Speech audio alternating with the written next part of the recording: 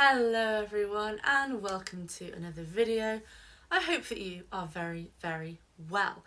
Now, two quick things before we get started. One, it's been a while. I had COVID. I'm better. I'm back.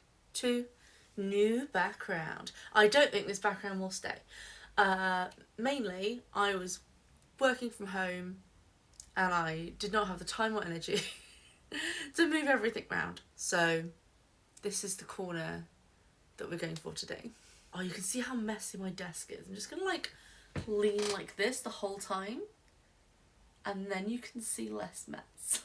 Anyway, today, slightly belated, we're doing my November wrap up. It's already December. How did that happen? The tree is up.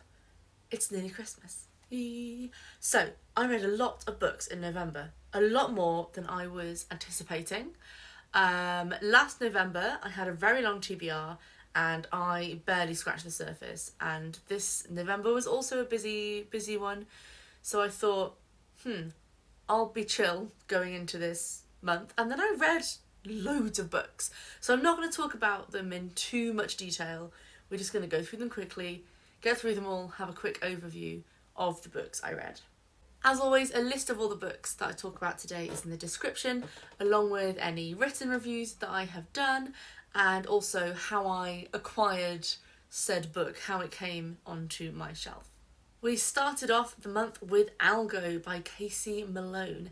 This is a futuristic sci-fi short novel in a world that is completely run by AI. And I think this book has come at a very good time, because in the time between this book being released, or sort of around it being written and released and me reading it, then there's been an explosion of AI artwork on the internet. Everyone is putting stupid things into AIs and seeing what comes out, and it is sparking a lot of conversations about creativity, about what constitutes art, and what the importance of human thought behind that creativity is. So those were all really interesting themes that were explored in this book. I think it was a very good extrapolation of where we are now. Some of it felt a bit too real, a bit too close to home, which is my favourite kind of speculative fiction, when it's just a little bit unnerving in there. The main character is Hannah, and she works for a sort of design agency and gets caught up in the rebellion against the AI-driven government. It's a really sort of, in many ways, a simple story, but the things it explores are really, really interesting, and I highly recommend this book to anyone interested in the topic. For Buzzwordathon, the prompt this month was a book with ing in the title, and I read The Black Flamingo by Dean Atter. This story is told through poetry, told through verse, and it follows the story of a young black boy who wants to be a drag performer.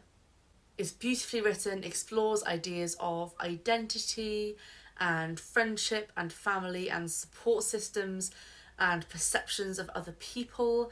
And what I really loved is the way that different styles and different mediums were used in this book. Some of it is the story told through poetry. Some of it is poems that Michael, the main character, has written. Some of it is text messages between Michael and his friends or his family. Some of it is crossed out text messages, messages that were never sent. So it's a really interesting approach to writing a story, a really fun way of reading a story, and very, very hard-hitting, and also just a beautiful book in and of itself. There are very few books where I think the physical book is fundamentally different from reading it on an e-reader, and I think reading this on an e-reader would have been a very different experience. So really, really enjoyed this. Next up, I read A Bitter Drink by Azalea Forrest. This is a fantasy story that follows the main character, Rowan, who is a Dalseid, which is a kind of tree-like race. He is an ambassador to that race to another city, and gets caught up in a battle for freedom. This was definitely, it was a 3-star book for me, this one. And with 3-star reads, sometimes they are 3 stars because the whole thing was kind of meh. Sometimes they are 3 stars because some of it was so great, but it just never really got there and it was so frustrating, and that's what this book was like for me to read. There were so many cool elements, some really creative aspects to the world, and I really liked most of the characters. Part of the thing with the main character is that he's this kind of apathetic hero, and it's very hard to do that right and well because we need to root for our hero, we need to want what they want or what they need, and when they don't want or need anything, it's quite difficult to get us behind them. I didn't really feel that connection until later on in the story. But the relationships between the different characters, the friendships, the romantic relationships, the family relationships were really nice to read and gave it a lot of heart, especially towards the end of the book. The final few chapters were my favourite on this one. Then I immediately dropped everything to read the new release by A.L. Lester, Second Wind. I have been an ARC reader for A.L. Lester for about a year, and I've really enjoyed all of their books that I've read. They write such positive, wholesome, queer community stories in all different genres, and when I saw that this book was set in a community orchestra in Wales, I was like, yes, I need to read it right now. It was a really sweet romance between 2 men, 1 cis, 1 trans, and again set in a community orchestra. You had rehearsals and trips to the pub and long walks in the hills and all of my favourite things. And it was a lovely little novella that filled me with joy, all my favourite things about living where I do and doing what I do for a job were all in this book. I loved it so much. The next one was a reread for me. I listened to the audiobook for The Amazing Maurice and His Educated Rodents by Terry Pratchett. I've been saying Morris since I first read this in 2005. And it turns out it's Maurice, and I've been saying it wrong this whole time. This was one of my favourite books as a kid. Along with The Wee Free Men, it kick-started my love for Terry Pratchett's books, for Discworld, and it's so great. It's so great. And there's a film coming out, so I thought I would reread the book or re-listen to it because I've got a lot of books to read on my TBR. So I listened to it as a refresher because I haven't read this in years. So I listened to it as a refresher before the film came out. So Maurice and His Educated Rodents are a talking cat and some talking rats. And along with a stupid looking kid with a pipe, they go from town to town pulling a Pied Piper style scam. So all of these intelligent talking rats, they wreak as much havoc as they can on the town. The piper comes in, plays his pipe, they all follow him out, and then they split the profits. And one day they get to a town which supposedly already has a very extensive rat problem, but they can't find any rats anywhere. It's all about fairy tales and stories, the importance of stories. It's a very strong theme in the Discworld books, is the importance of stories in our society, and also about darkness and what it truly means to care for someone else and be on the right side, and all sorts of very deep themes for a children's book about talking rats. But we would expect nothing less from Terry Pratchett. Like I say, this is one of the first Discworld books I read. It stands alone very, very well, and it is aimed at a younger audience, even though it has these very dark themes and is just as brilliantly written as all of his other books. So if you are looking for an entryway into Discworld, I will do a whole video on that one day, but this is one that I would recommend as a first entry into Discworld, and the narration was brilliant. Then I read this teeny tiny little book, which is Invisible by Laura Macpherson. This is a very experimental little book. It includes some prose, some poetry, some other non-writing things altogether, and it is a sort of autobiographical memoir style reflection on chronic illness, on identity, on joy, on hope, on sorrow. So many little things in this book, and they were all brought together so brilliantly. Because it's so short, saying much more would feel like spoilers, really. I think you should just read this and read it again. Read it more than once and you will find different things in it every time you read it. In addition to my review, which, as I said, link in the description, I also did an interview with the author, so you can read that on my blog as well. As you know, if you've been here a while, then every month I read a book off my Tudor TBR, so my TBR books about the Tudors, and this month I read Black Tudors by Miranda Kaufman. This is very much, as it says on the tin, it's about black people who lived in Tudor Britain. And basically the idea being to kind of debunk the idea that black history in the UK began in the mid-20th century, and to look at how our perception of race has changed, because 500 years is a very, very long time, and most of our modern concepts of race and racism come from things later than that, specifically the transatlantic slave trade. Lots of the things in this book predate that, and so it's kind of looking at how those attitudes have changed over time, as well as the individuals who had lives in the UK who were of African origin. It was a really, really interesting book, and part of the point of the book was to shine a light on these people whose stories have kind of been lost to time. And there's not a huge amount of documentation, as you can imagine. And so some of it was a little bit hypothetical, kind of creating these imagined lives for these people. But it was all rooted in fact and a very, very interesting and different perspective, both on Tudor life and on our understanding of black history in Britain. So this is one I would really recommend if either of those are topics of interest to you. Then I read A Sea of Pearls and Leaves by Rosalind Breyer. This book was so much fun. I had the best time reading this book. It's a fantasy book, and we start off with Princess Ingrid.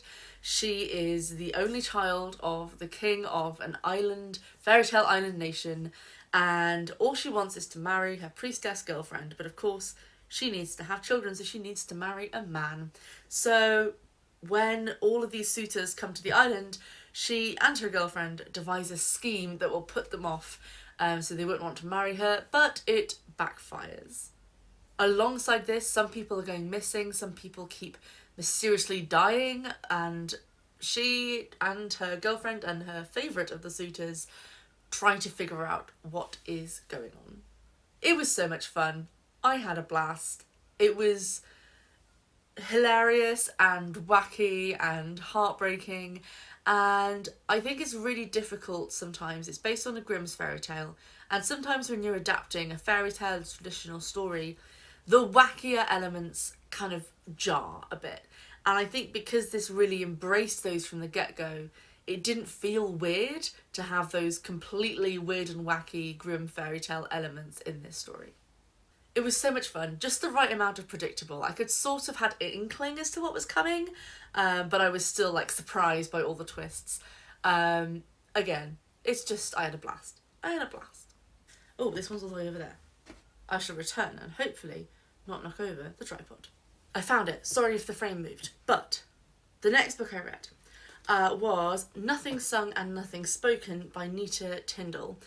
Now, this is a YA historical fiction set in Berlin in the Second World War, in the Swingjugend movement, so the sort of underground jazz clubs that were happening in Nazi Germany. And it follows the lives of a few young queer people in Germany at that time. All great things. But the book itself, I did not enjoy this book. It was really dull. It was so dull. The book spans about 7 years. It starts before the Second World War and ends after the Second World War. The main character has aged 7 years. Sure, just nothing really happened, you know? I feel like, and this is going to be very difficult to phrase, I'm going to try and phrase it correctly, that obviously we know in our modern society that Nazis are bad. We take that as a given. So much so that they become a kind of stand-in for villains, right? You think of like a bad real person We all think of the same person. And when you're writing historical fiction about children in this point, not adults but children, they need to come to that realization, because we as the reader, we take it for granted, right? That we know this. The characters don't. Or they need to have that realization, or they need to have grown up in that sort of resistance mindset. And that never really felt like it happened. Everything was sort of going on in the background, and for a story that is literally about underground resistance, very little underground or resisting happened. I could not tell you the age of the main character. It does not feel like she aged 7 years across this story. There was no sort of development or character growth. And the best friend, which we're clearly setting up from the start is going to be the love interest, was not the love interest. And there was another love interest who barely got any airtime, and she was the best character in the whole thing. So, I'd give this one a miss. It had lots of interesting ideas and concepts behind it, but it never really felt any emotional connection to its setting, and I don't know, it was just missing something beyond the premise. Then I read something completely different, a poetry collection, Page by Page by Abasiyama Udom. This is one that needed reading a few times before it really sort of settled in with me and I really felt a connection to it. But by that point, I was in love with it. It's so beautifully written, and the narrative of the collection is that it sort of tells a story of a romance between the writer and the reader. Not necessarily you, but kind of you. And the way that it wove the romance in with the form itself was really, really interesting, beautifully written. Highly, highly recommend. But definitely one to let sit with you. I will admit, I tend to be someone, I read it once and then I'm done. And this is one, I read it once and I was like, cool. And then the next day I was like, you know what? I really want to read that again. And so I read it again and I was like, okay. And then, you know, over the next few days, I'd have this sort of urge to keep going back to it and to keep looking through it in more depth. So it's one to definitely kind of sit with and go through for a while on your own. And when you do, it's wonderful. Really, really wonderful. We're making good progress. We're near the end. My non-fiction pick for this month was The End of Bias by Jessica Nordell. And this is exactly as you would expect from the title. It is all about our own internal biases, how they are formed, how they can be overcome, how we can actively fight them in society, what the dangers of them are, why they're not inherently a bad thing, but the way they are manifested is a bad thing. All sorts in here. Very well structured. It took us through that kind of journey of how and why we develop biases through to, at the very end, how they can be combated and fought. I don't know if that phrase made sense. Apologies if it did not. So yes, lots of very, very interesting things in here. It's also very dense. It's not, it read more like an academic book. It took me a very long time to go through. I had to read it very slowly, which is not a bad thing necessarily, but just something to be aware of if this is a book you're interested in. It may take you a while. It's not an easy read, and there's a lot packed in here. But on the bright side, there's a lot packed in here. There are lots of things in this book that I know will stick with me already. There are so many things I'm sort of thinking about differently and approaching differently in my everyday life. So it is definitely one worth reading if slightly denser non-fiction is your jam. Next up, The Dictator's Wife by Freya Berry. This one was another kind of disappointment for me. I don't really know what I was expecting. It felt like two books that were sort of smushed into one that perhaps shouldn't have been. I would best describe it as a thriller, and the main character is from the fictional Eastern European country of Janusha, and she is a lawyer, and when she's a junior lawyer in the 1990s, The wife of the former dictator of her country goes on trial for his crimes, and she is called up as to be one of the lawyers on the team. So we start off with this kind of mystery as to the role that this very charismatic but enigmatic woman played in this country's history, and it was so interesting. I loved the whole first part of the book. The setup of it was really interesting.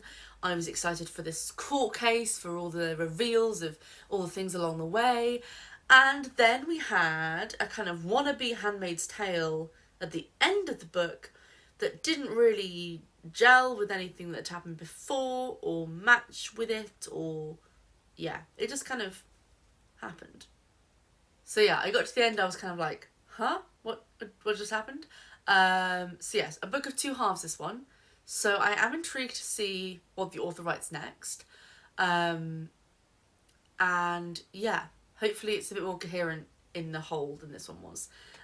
Because lots of potential in the writing and the characters and the world just didn't really all gel together for me. And then the very last book I read in November, another teeny tiny one, was The Headsman by Christina Mirzoy. This is a short story collection of fairy tale-esque vignettes in a small, generically Dark Ages fairy tale village, and people keep being executed, as will surprise no one from the title. It's beautifully written. The writing is stunning.